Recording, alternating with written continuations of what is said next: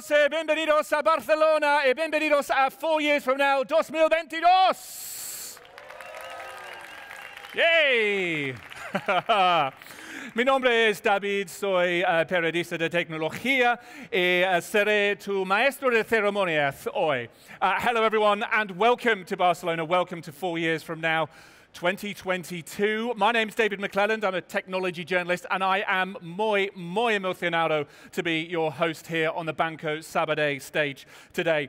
We have a lot to look forward to, not only today here on this stage, but across the next 4 days here in Barcelona. But first of all, I want to do a quick show of hands, if I may. First of all, can you put your hands up for me, please, if you've been to 4 years from now before? Oh, wow. Okay. Keep your hands up if you've been to more than one 4 years from now. We have some veterans here. Fantastic stuff. You know, it's a testament, I think, that show of hands. It's a testament to the strength of the community, the quality of this event, the relationships that get built, the fact that people keep on coming back year in, year out, and being part of this community. Thank you all. I want to do one more show of hands, though.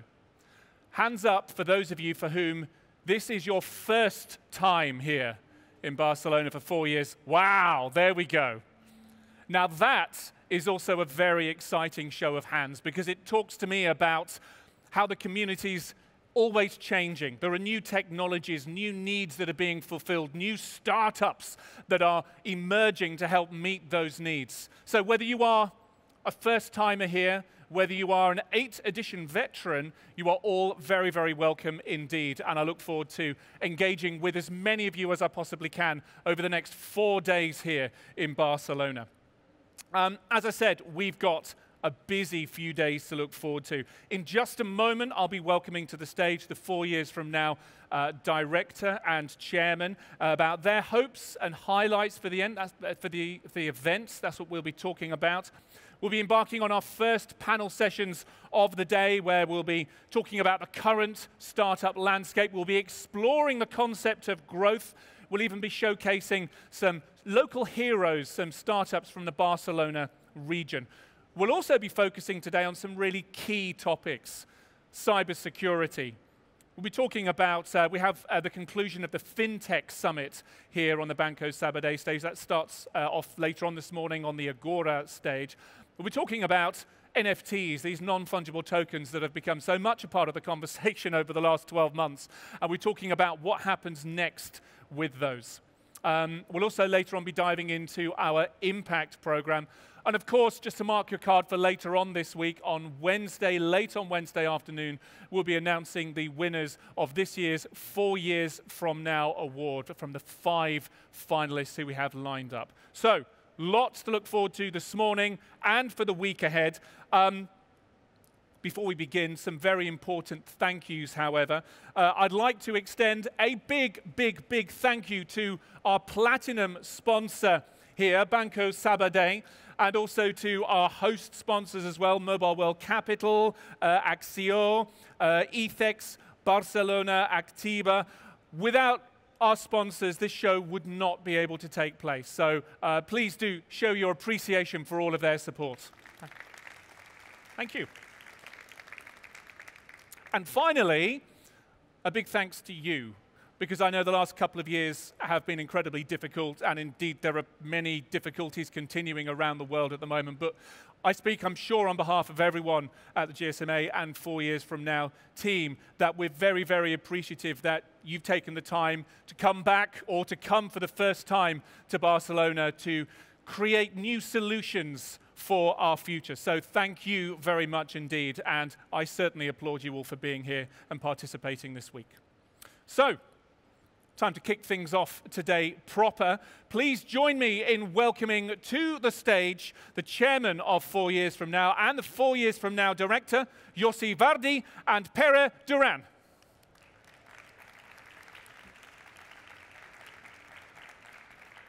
Welcome, gentlemen. Welcome. Please do take a seat. Here? You can, if you like that seat, you can have it. There we go. And Yossi, coming over here. Terrific. Gentlemen, thank you very much indeed for joining us. And Here we are. It's the start of a very exciting few days. Pera, I want to come to you first of all, if I may. You've been working tirelessly, you and the team, for the last few weeks, the last few months, to put together this celebration of our startup society. Talk to me, if you can, about some of the highlights for the show this year as you see them. Hello, everyone. Let me start by sharing how happy we are to be back at the center of Mobile Congress. It's not been easy. We were here back in June, and the experience for all the 4YFN attendees was really, really good. So a lot of good business was done, so we're really happy to be back.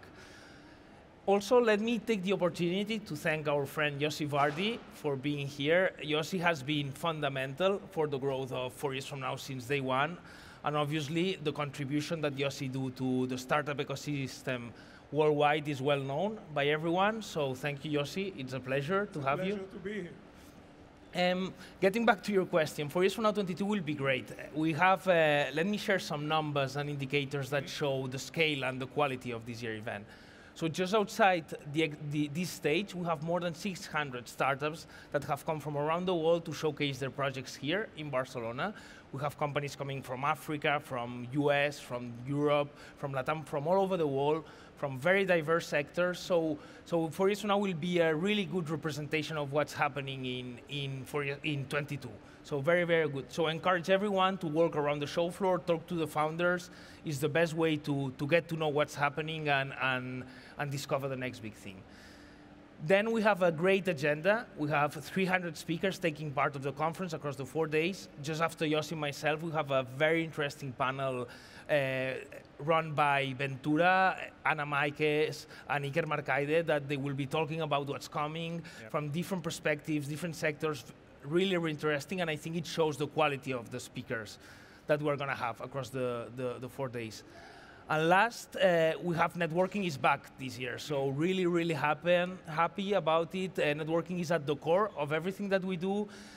Every day at 6 p.m. we're going to do live music at Beat Barcelona. I encourage everyone to go there. It's live music, free drinks, and it's the best way to maybe get to know your next co-founder, your next potential customer. So really, really happy. And I think that's really important, Pera, because we go back to the first few years of 4 years from now at the other venue, and there was very much, it wasn't just a different event, there was a different culture, a different atmosphere there. And in order to recreate that networking element, the drinks and everything, that's such an important part. You know, the clue's in the name, 4 years from now, connecting startups and welcoming networking back and making sure that that's a core part of the offer for everyone attending over the next few days is one of the most exciting things for me. So here we are, 2022, at the other end of a very difficult couple of years, we hope, the other end of it. How do you assess where the startup scene is now as we create this platform for the future? Where are we right now, would you say, Pera? I believe that the startup ecosystem is really thriving. It's a very good moment to be a digital entrepreneur, and there are several reasons. I would say that the first one is that levels of investment are breaking all the records, especially in Europe. We're seeing a lot of funding, and that means that it's a very good moment to launch a new product. And another reason is that big tech is really looking for the next big thing. Now we're seeing how big technology companies are investing a lot outside their core operations. They are investing in digital healthcare, in ed tech, in mobility, in very different areas, and they are all here at Mobile Congress. So for us, for 4YFN now, is a very unique opportunity, because I really encourage everyone to be ready, because you never know who can stop by and talk to you if you have a booth, if you are networking. So be ready, because big tech is here, and yeah. Really happy about the show. Encourage everyone to have a very good time, because it's not been easy for us to get here. Well, listen, thank you very much indeed for all of your work up until now. Hopefully you're able to, if not sit back and relax, but at least to watch the ship that you've built, watch it sail off into the ocean and the new worlds that it's able to open up. Thank you very much for now, Pera. Yossi, I'd like to come to you next. And I guess building on where we went with Pera a second ago, talking about the current landscape, I'd like to ask you, first of all, about how you see our journey to where we are today. How did we get to where we are right now? Good, okay. First of all, it's really a pleasure to be here again. This is the 8th edition of 4 Years From Now, and thank you, Pera, for continue inviting me to come over. I think that arriving to the startup scene 2022, the major event was, of course, the acceleration that the whole industry got during these 2 miserable years of the coronavirus. However, the coronavirus empowered the development of many, many new paradigms in the technology area, and more than creating them, accelerated them.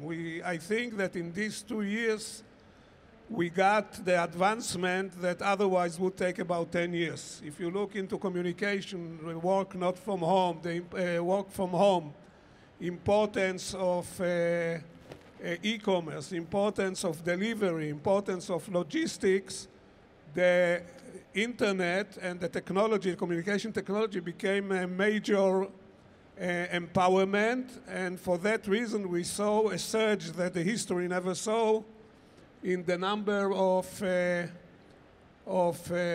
unicorns. People began to appreciate what this industry can bring in the next 10 years, and the valuations became accordingly. So I think that the negatives of the corona had some positive effects on the industry. As Perez said, and it cannot be overemphasized, the focus is now moving to more and more deep technologies, areas like AI, like quantum computing, like natural language processing, image processing, all of them with the decrease of cost and increase of power of computation, of data communication with 5G, with storage, enable to create all kinds of things that were not economical before, like, for instance, autonomous vehicles, etc. So the future look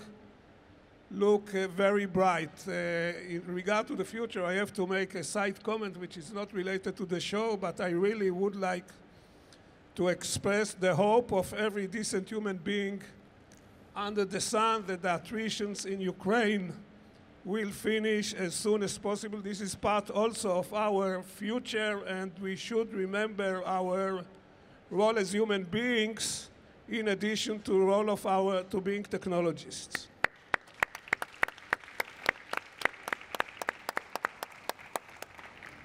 Well said, Yossi. Well said. And you're absolutely right. You know, the pandemic becoming this catalyst, this accelerant for the adoption of new technology. We talk about 4 years from now. It seemed as though we experienced about 4 years worth of development, of transformation in the space of about 4 weeks, this time 2 years ago. In terms of where we're going next, and you name-checked 1 or 2 of the areas, these frontier technologies. Where do you see us going next in order to address the new challenges that the world faces after hopefully just having overcome one of the biggest ones that it's faced in many decades? Okay, I will mention one challenge which is also one opportunity. And this is how we get more and more people into this wonderful startup scene. The startup scene offers the best of what the world can offer to a young person these days. Nevertheless, we should remember that the inclusion of people into this community, this society, is only partially have been achieved. You know, we still have lots of women which are not taking part. Africa is not taking full part in the scene. Low income people and many other communities are still not involved in this scene. This scene is not evenly distributed, and we should get the industry more inclusive for startup. And the key, of course, is education. Education in the elementary school, high schools, and college. So what I hope the future will bring, which is the challenge and the opportunity, is inclusion of much more people in the scene, the startup scene. Well, I certainly hope that we're able to reflect that vision here at 4 years from now. but in a much shorter time frame than 4 years from now. Yossi, final points, and it's something pulling on your experience as a veteran of many events, international events. I want to ask you, for all the people who put their hands up saying it's their first time here this year, what would your advice be to them to make the most of the opportunity that 4 years from now can offer them? Yeah, I would like to make a comment or suggestion which may sound as very trivial, but from my experience, if you go to a conference and you spend 3 or 4 days of your life, how you get the best of conference. Now, I would like to ask everybody which has this thing to take it off the head and to wave it in the air like this. How many we see? Oh, quite a lot. We see, I would say, maybe 25%. Now, all the people which didn't print this badge that you can print next to the entrance to Hall 6, there are a few printers, you are missing your main potential benefit from a conference, and this is the ability to interact with people you don't know. You know, we humans have social contract. If you stand in the elevator and somebody you don't know begin to talk to you, you feel threatened. But this is not a badge, this is a social contract which says, in spite of the fact that you don't know me, I allow you to approach me and to talk to me. And if you don't go with it, your business is closed, your stool is closed, your shop is closed. So go and print the badges and interact with people. Don't be shy. You see somebody from a company you want to talk to, go and say, excuse me. And if you see somebody go without a badge, go to him and tell him, sir, or lady, you are wasting your time here. Go and print your badge. It will enable you to get the effectiveness of being in the conference like by factor of 10. Who of the people who don't have a badge going to print a badge after this speech? Raise your hand.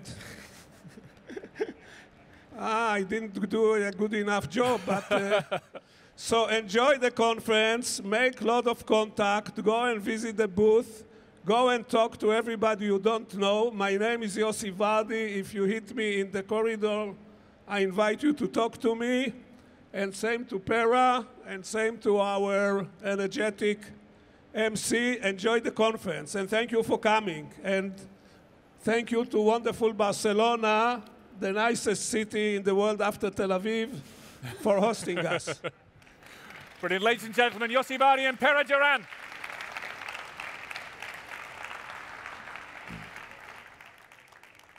Thank you very much indeed, gentlemen. And yes, I think that's a really important note. I don't have one of these badges printed yet either, but trust me, as soon as I get a break from this stage, and we do have many breaks scheduled throughout the day, don't panic, I will be heading to the entrance to Hall 6 to go and get mine printed out. So that's our kickoff with the chairman and with the director of 4 years from now. Hopefully you've been able to mark your card about some of the things to look forward to over the next few days here. It's time now to start with our first panel session of the day. And you know, as we've spoken about, we've been moving into this post-pandemic world. And as Yossi spoke about, we've all witnessed at firsthand how connected technology has enabled us to thrive, to continue to survive over the last couple of years. And as we move forward, this presents a real opportunity, particularly for startups and founders, as to how we leverage this technology to meet the new challenges that no doubt we will face in our world. So, to join me on stage and to discuss where we are right now and what's happening next, please join me in welcoming our panel. We have, as you can see on the screen, we have Chief Executive Officer of Neuroelectrics, Anna Maikes. We have Founder and Executive Chairman of Zubi Labs, Iker Makaida, and CEO of Advanced Music, Ventura Barber. Welcome them to the stage, please. Hola, hola, hola. Hola. Thank you very much indeed for joining us. And as we were just saying, you know, we are in this cusp, we hope, of being at the other end of one major global crisis in the shape of the pandemic, and we've reflected on how technology has helped us to address, to find coping mechanisms as we move through the pandemic, and indeed enable new platforms. What I want to touch on really is where we are right now and where, given this context, it takes us next. Anna, I want to come to you first of all, and I see you've brought a couple of face attachments with you, not only the obligatory mascarilla, but also this, which I know many of you may have seen before, some of you may not.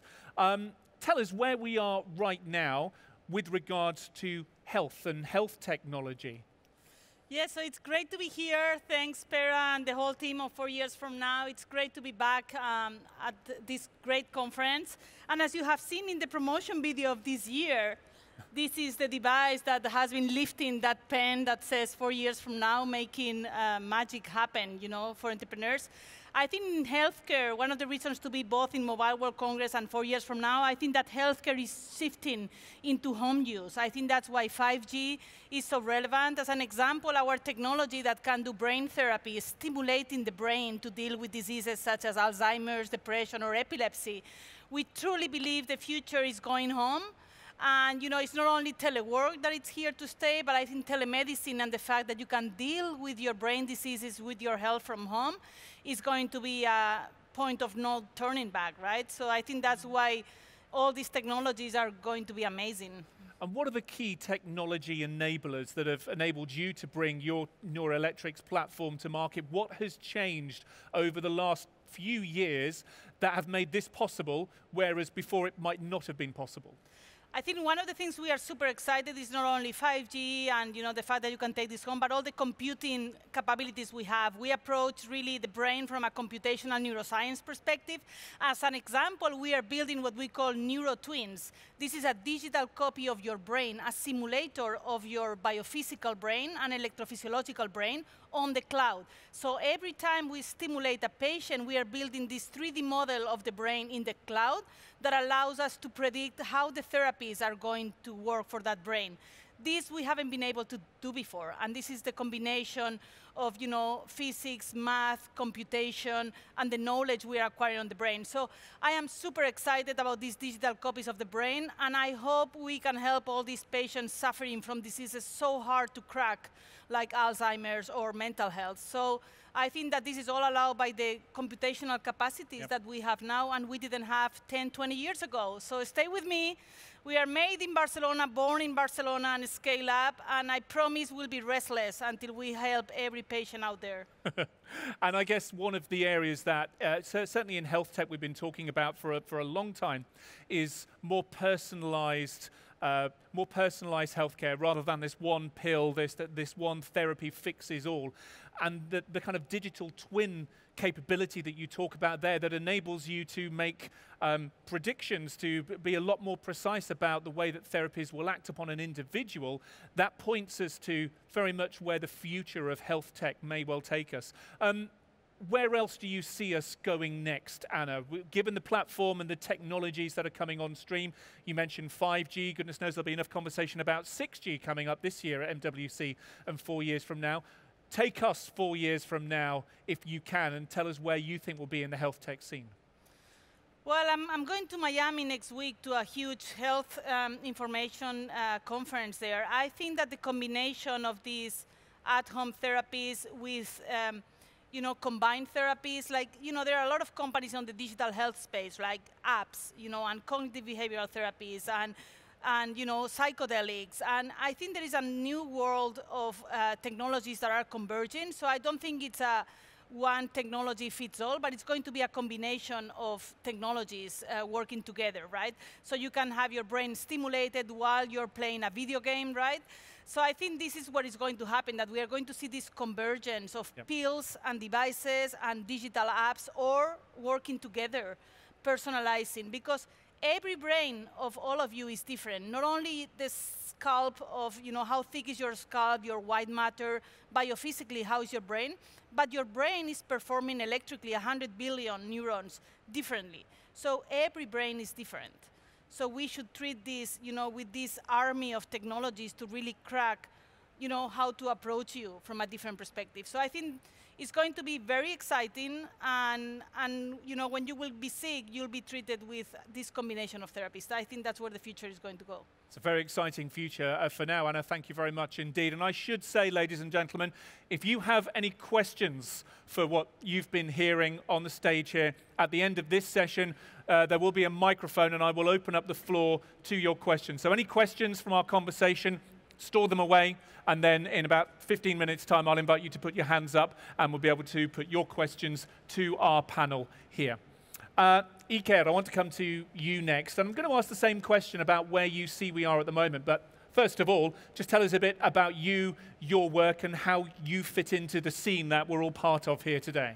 Great. So I didn't bring a special Iker. thing. No, but hey, I have open for business. So stop by, say hi. We it's our reusable we use for the events. So happy to be here. Thank you. At Zuby Labs, sometimes I feel kind of a bit of a grandpa. Kind of my first venture was 12 years ago, and now I'm kind of on my second one, which I started in 2014, which is Zuby Labs. Essentially, we work to solve challenges for a better future. And we do this with our venture builder, where we create companies from scratch. And we also have Zuby Capital, which is our investment activity. So we also invest in companies from outside. And I would say, since 2014 when I started this, well, I would say since 2009 when I started my first company, the world is very different, yes. Right? And the startup world is very different. But then in particular, since 2014, I think the world around impact, sustainability has changed dramatically. I would say, sustainability is already mainstream, per se. I think kind of talking about ESG, if you're investors, et cetera, or corporates, is a very normal jargon. I think the world is moving maybe more from sustainability to regeneration. It's like, it's okay, but if we think about sustainability, maybe it's keeping as we're doing for future generations. If we think about generation, it's like, we messed up. Maybe we should solve a few things and solve a few things. So I think that's kind of the world. And I think the world is also moving from, okay, this is good and we should do this, to how do we actually exactly measure it? Let's think about with every change, there are negative and positive externalities. Yep. How do we account for those? How do we take those into account? Yeah, and it's interesting, the observation you make since you started 2009. It doesn't seem all that long ago in some senses for many of us, but then when you think that very few people had a smartphone in their pocket, there was no 3G connectivity back then, the capabilities that are now, that we have in our pockets, in our hands, in that short space of time, have almost entirely changed so many aspects of our world.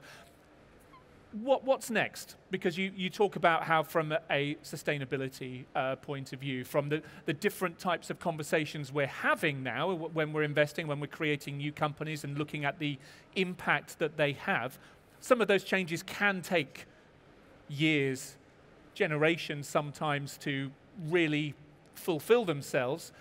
Do you see that time period shrinking? Can we really change behaviors? Can we make change happen in a much shorter time frame going forward than maybe we've been able to in years gone past? I see the world kind of, in some sense, divided, in the sense that here we are, very fast moving. Our world as startups, as innovators, is very rapidly moving. I think with more technology, more connectivity, et cetera, more measuring, more devices, things accelerate. Things could be potentially more scalable and quicker. Sometimes you just looking every day at what happens in the world is like, wow. Sometimes this is overwhelming. I don't know if you guys feel. Sometimes like, wow, this is too much and too quickly. But at the same time, and Josie referred, there's the other world, right? There's the world of the rural versus the cities. There's the world of the elderly. This is the world of the young that maybe haven't had those kind of opportunities. There is the world of the emerging countries. And there is the world of, I would say, kind of minorities. I wouldn't put women there, but there's certainly a gender issue. So all those, all that second world with the big changes, if you look at COVID and, World Economic Forum and United Nations analyze this, thoroughly say who has impacted COVID the worst. And it's actually all those, right? It's, and you look that, and you see every major change in the world is there's some people that potentially are being left behind. And then if you think about sustainability and putting the social and environmental angle as well, the same. So electricity price goes up, because gas prices go up because of the negative externalities. Who's actually suffering the most? The low-income people whose actually houses are very inefficient and end up paying a lot of electricity. So this is very important. And if you think about, women, 30% is their income gap once they have children. COVID, 6%, I think is the vaccination levels in Africa versus, I think 5% versus 60% in Europe, et cetera, et cetera. And we could be talking, children born in families that are low income, have they're 3 times as unlikely to finish kind of early education. So the drop-off is 3 times higher. So how can we actually contribute to all this? Because, the security for me when I work with my children on the street doesn't come from me having more money. It actually comes from all the people around me living nicely, right? And in some sense, that has been the beauty of Spain, the big middle class. And when people come from other countries, say emerging countries, say, how nice, how safe is this? And that's the beauty, right? And I think we have to take that into account. I think when we think about the future and how technology embeds and kind of what's our role in all those things. And how we break those chains, break those cycles that you speak of there as well. I want to park that for a moment, and if we get time, we'll come back to that in the next round of questions in a few moments' time. But Iker, for now, thank you very much indeed. Ventura, I want to come to you next.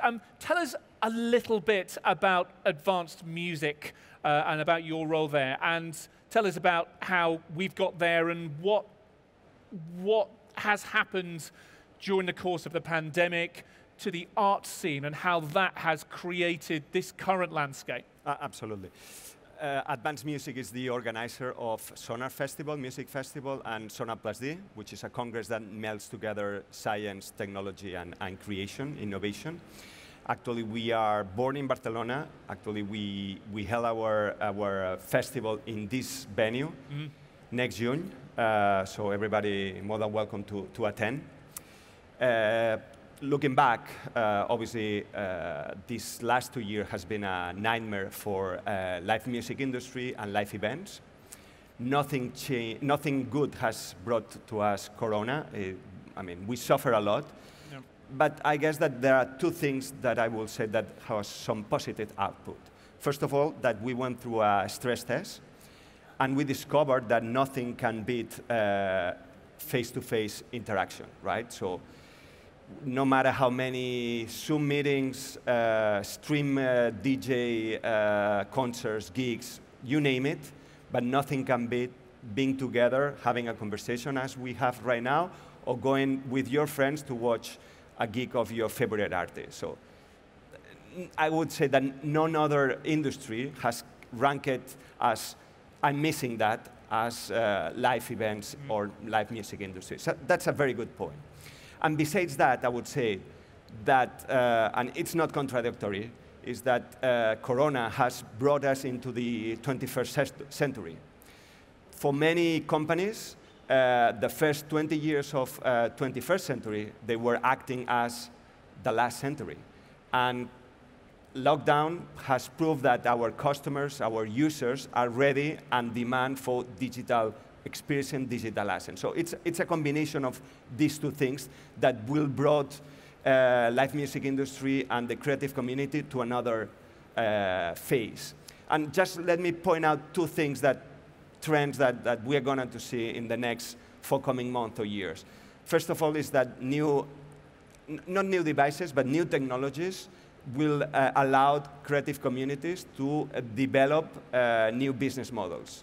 And we are going to listen a lot about blockchains and NFTs and metaverse, you name it. I'm not that worried about the end technology users. I'm really, really excited about the new ecosystem that will allow creators to have a better and different relation with the community fan base and with other industries. That's a trend that we are going to see. I'm in that moment like I was in the end of the 90s when we all stop buying CDs and owning terabytes of music in our hard drives and begin streaming music. Well, so put you like 20 years ago. We are at that moment, and we are going to dramatically see how the industry is going to change.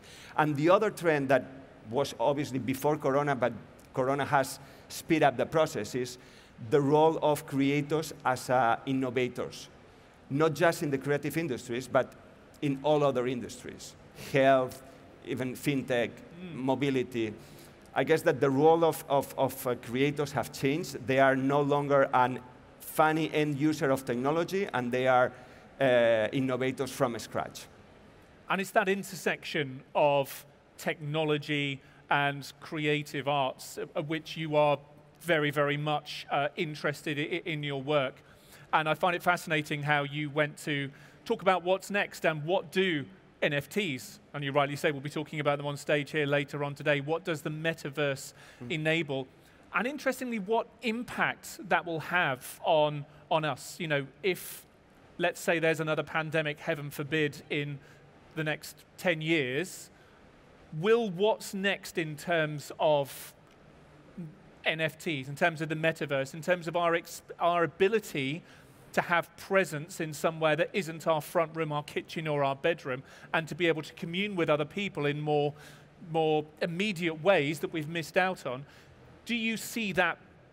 Do you think we're on the road there? Is this going to be a bit of a false dawn like we've had with virtual reality, goodness knows how many times over the past couple of decades? Yeah. But do you think we really are on that cusp like you say you were in 1999?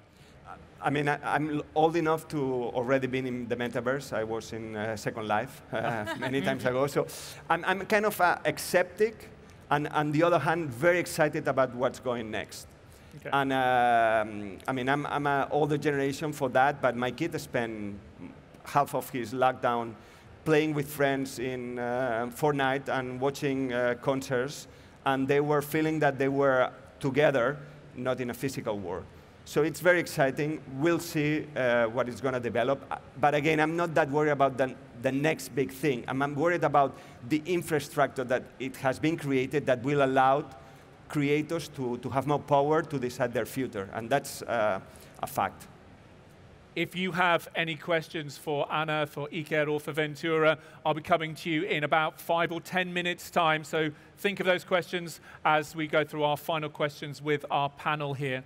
Anna, I want to come back to you, and we've touched on it particularly with Iker about this inequity that we have in the world, and particularly around technology, as it turns out, and that has played out during the course of the pandemic. In terms of healthcare and what is next, how do you see that we're able to redress that balance to ensure that access to the kinds of healthcare innovations that you're so closely involved with at Neuroelectrics, that is as widely available to benefit as many people throughout the world as it possibly can be? Yeah, I think it's a challenge. I mean, I think that I totally agree with Iker. There are two sides of this story. One is how do you make technologies accessible to all? And if you think of Africa and, for example, how little connected they are compared to other territories to have access, for example, for telemedicine, right? I think that's a challenge, and you see that in the Mobile World Congress, a lot of discussion about how to make the infrastructure broader in these countries, right? So I think that's a challenge for all the ones that are in healthcare, especially when we are so active in the US with the FDA along the reimbursement scheme. It really makes you think. So I think that's a challenge. The other is I'm a woman CEO in a tech company. I had to raise a significant amount of money from my US investors, 20 million round on my Series A. It was hard as hell, I can tell you. Only 2% of the venture capital of the world goes to women-led organizations. And I am white, and I am for Barcelona. So sometimes I'm thinking I'm super privileged. What about if I was a woman of color from a very minority country, right? But I had it tough. So I think that we really need more diversity, especially and inclusion, especially in the investment community. I mean, there are a lot of funds run by men, and I don't think men are bad or white men, but there is a bias to invest in people like you. So I think we need really, for women and for diversity in general, to control the money. You know, I say that the key of the money box should be also more diverse, right? So I think that that's a call for all the entrepreneurs there to keep on fighting, because I remember one of the hardest pieces of advice. I talked to an investor friend from Boston, and I said, listen, it's been so hard to raise money. And she told me, Anna, what you have to do is put a man to raise money for you. And she was telling me this from the bottom of her heart, like as a friend. And I said, I have 2 daughters and 2 sons. There is no way I'm going to put a man to raise money for me, because how am I helping my daughters if I do that? So I persevere, and it's what the Americans call going the extra mile. So you have to fight a bit harder, but then you make it, and you change the game. You change the rules. You show other women and other minorities that it can be done, right? So for the innovators and entrepreneurs, don't give up. It's a bit harder, but you just have to make your own way. And then for the money people, the people that have the power and the money, please open your minds to diversity, because there is brilliant people who are not your standard CEO. And they don't look like Elon Musk or Steve Jobs. Talent doesn't have gender, color, or geography. So, open your minds. Thank you. Well said. Anike, I'll put this one to you next, because obviously we were chatting a moment ago about some of the challenges and about some of these inequities. And the cyclic nature of some of these challenges as well, particularly, if you live in a low-income family, maybe you're less able to be more efficient with your energy usage because you live in a house that has poor insulation. How do you break out of that cycle? And there are many other cycles that play out throughout the world, including, as Anna rightly says as well, the amount of money, the amount of investors, the people who represent those areas that are underrepresented are also underrepresented when it comes to funding as well. So how do we change that, do you think? Yeah. Well, first of all, it's taking action individually. So, to build on, we actually put together with the Social Nest Foundation Angel Fund, we focus on diversity for impact companies and focus on diversity. And I think Carmen should be around here. I don't know if she's around here. If you can raise your hand, maybe not. But swing by if you're kind of interested in this thing. Swing by our booth or the Impact Forest. Love to talk about, because that's for us a theme, right? How we draw funding. Second is it's interesting because you can see the world as a world of capitalism. Some of us we would want to see it as a world of new capitalism, which kind of some of those externalities are taken into account. So taking, for example, your example to make it very tangible. So if you're saying, we raise energy prices because, right now our, gas has gone up, hence energy price goes up, and these low-income people, it's more expensive for them to live. I think simultaneously you have to think about redistribution mechanisms. So for example, there's a project in Spain around how to make houses more energy efficient for low-income families, at the risk of exclusion, et cetera, et cetera. So, and there's always this tension around, social and environmental. So closing down coal mines or coal energy producers or mining, yep, has directly environmental impact, but it also has a dramatic social impact on all these people that essentially lose their job, yep, and they can't be easily reintroduced. So I think we have to look at those 2 aspects, because our welfare as people is a function of these things. Just to put you another example, by the end of the century, when I read this, it's like, oh my God, end of this century, which is like 80 years, right? So, what's going to happen with carbon on the air, and that's how it's going to affect our cognitive abilities, right? So, some folks from Harvard looked at, how carbon in the air, right, influences how you think, right? Your mental abilities. And then at the same time, other people said, let's look at how carbon might evolve over time, right? Because, with our school, we have a very fancy system which looks at CO2 in the classrooms, at our school that we have as part of Zubi, and then, it brings air from outside. That assumes that the air from outside is better than the classrooms. So what they looked, and they found is that in 90 years, the level of carbon in the air, not inside a room, but in the air, it would enable that we would have for complex tasks, like a fourth of our ability to process them. Wow. So essentially, the world is getting more complex. More decisions, hard decisions, and at the same time, we're less, physically and mentally speaking, we're less able to take better decisions. Wow. Time to bring in the machines, Iker. Well, I think it's time to bring in nature, I would say. Yes. And they make the world a bit more nature, Yep. And a bit more human. And to my question earlier on, we need the ability to be able to make these decisions, to have this impact much shorter than the cycles that traditionally, the timescales they've traditionally taken. Thank you very much indeed. Ventura, I want to come to you, and again, on this theme of inequity and unbalance, there are some areas, some parts of the world perhaps, where access to arts is seen as a luxury when money is tight, when time is tight, when budgets are tight. Often it's arts that get cut first of all in favor of other more immediate, perceived as more immediate benefits.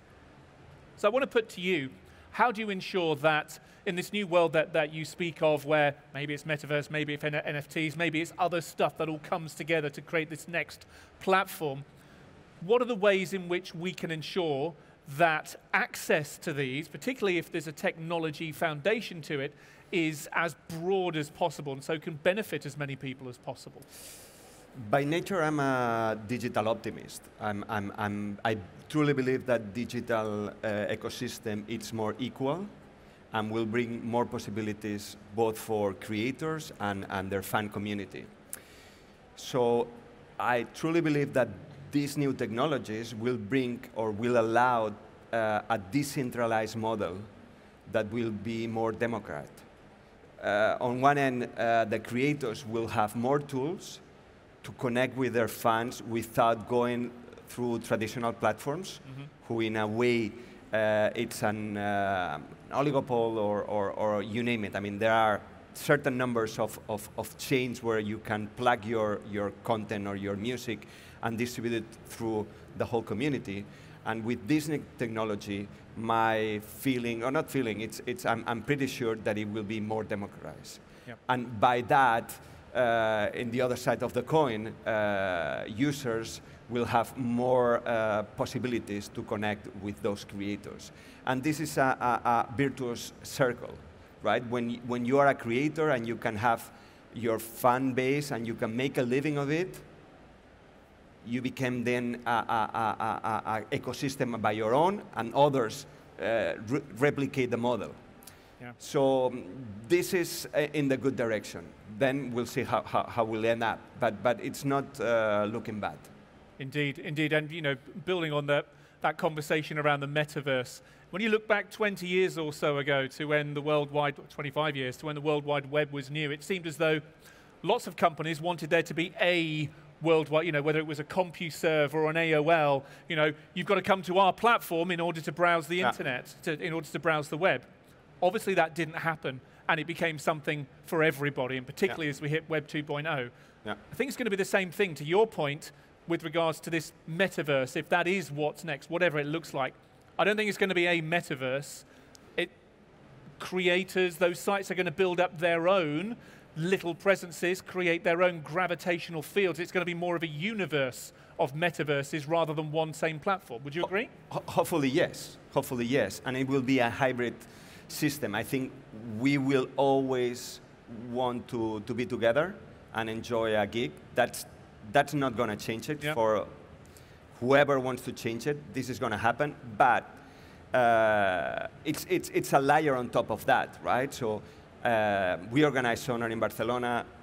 People would love to come, to take a plane, but there are people who, for whatever reasons, you name it, they're not going to be able to come to Barcelona. So why don't they join Sonar in a different aspect than real life? So this is going to happen. This is going to be a more complex, a more rich experience, a richer community than the pure offline situation. But it's going to be a transition. I'm not going to see a pure metaverse experience. So I don't think we'll enjoy life with the Googles or you name it. I mean, we will still go to a bar, have a beer together, and then perhaps sometimes maybe we will get in touch with other communities in a different way.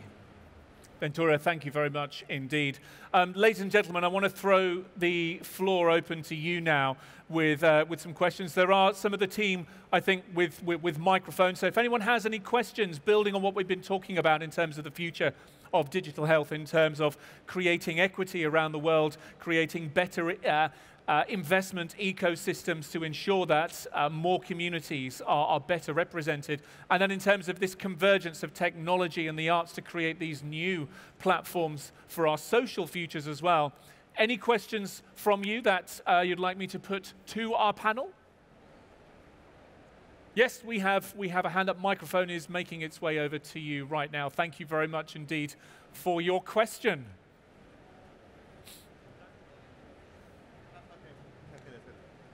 So, hello. Oh, hello there. You're listening? Because I'm not. Yep, okay. I'm Marcos from Brazil. Thank you so much for this section. I have a question for Ana. How's the discussion between public and private healthcare systems when it comes to digital innovation in healthcare? How do you see that going? Obrigado for your question. Yes, Anna, so public and private healthcare, how are those conversations going in terms of, I guess, access to these kinds of technologies? Well, I think that it's territory dependent as well. I think that the reimbursement systems in the USA versus Europe versus Asia versus other countries is totally different, right? But we truly believe that the fact that we are a technology that can be taken home, that it's based on a platform, that is based on subscription, is going to lower the cost, versus traditional pharma. If you think of the investment I have to do as a medical device company to bring this to the patient, is 1/5 of what a drug will take, right? So that's going to impact the pricing. We already see some people doing out-of-pocket with our technology, but I really believe that the reimbursement should be secure, and we are making the case for the payers in the US, like, the alternative to my technology, to see the brain like this, is surgery. If you compare the cost of surgery versus a non-invasive device, that will bring down the healthcare cost. So, as an entrepreneur, you have to make your pitch on why this innovation makes sense from the pocket perspective. And if you do it, you really hope that this will be fully reimbursed and make it accessible for as many patients as possible, right? So I think that's our hope. And I think it's going to be really affordable because, it's a software platform that can be deployed in many, many houses. So you can scale up very easily. Thank you for your question, and thank you for your response, Anna. Do we have any more questions from our audience? Yes, we've got a gentleman just there. The tough questions for Anna, please. Sorry, yes. Impact questions. Also, we have, Pedro, I think there's Impact Guru. So, yeah, it's yes, tough we've got questions for him. Hand over there as well, but yes. No, the question's now gone away. He's found an answer to his question on Google by the looks of it. We had another hand up over here, I think. Okay. Is it on? Oh, hello there. Morning. Thanks for your presentations, guys. Awesome. My name is Yao, by the way, and this question is for Ventura. I'm over here. I don't know if you can see. Ventura, I can see you looking around. Hey. Oh, at the back there. Hello there. I see you. Hey, Yao. Yeah, so my name is Yao. I'm founder of a company called Boss. We're essentially building a platform for music creators and music executives to actually monetize revenue streams that are not just focused on streaming. So like you say, the creator economy is vast. So I'm just quite interested to find out a bit more about advanced music. Obviously, I know of the Sonar event and everything, but how are you guys like partnering with startups and music innovation companies? Like what initiatives do you have for people like us to take advantage of and partner, if possible? It could be a long answer, so we can talk later, but I just want to let you know that if you want to continue that discussion on the relation between creation, technology, science, and innovation, beginning at 4, we're going to have a presentation of Sonar and Sonar Plus D at the Barcelona City Council booth called BIT. And we will have some talkings, so everybody welcome there. Afterwards, we can have a beer, and we will present a nutshell of some work that we have done with Universitat Politécnica de Catalunya On our past festival, we talked about artificial intelligence and music. So we're going to present some works that we develop along with the university. So happy to talk with all of you on those themes. Super stuff. Yeah, hope to see you there later on. Ventura, thank you very much for your response. Unfortunately, ladies and gentlemen, we are out of time now for our Q&A and indeed for this opening session here on the Banco Sabadell stage. But I would love it if you could show your appreciation for our amazing guests, for Anna, Ike, and Ventura. Thank you very much indeed.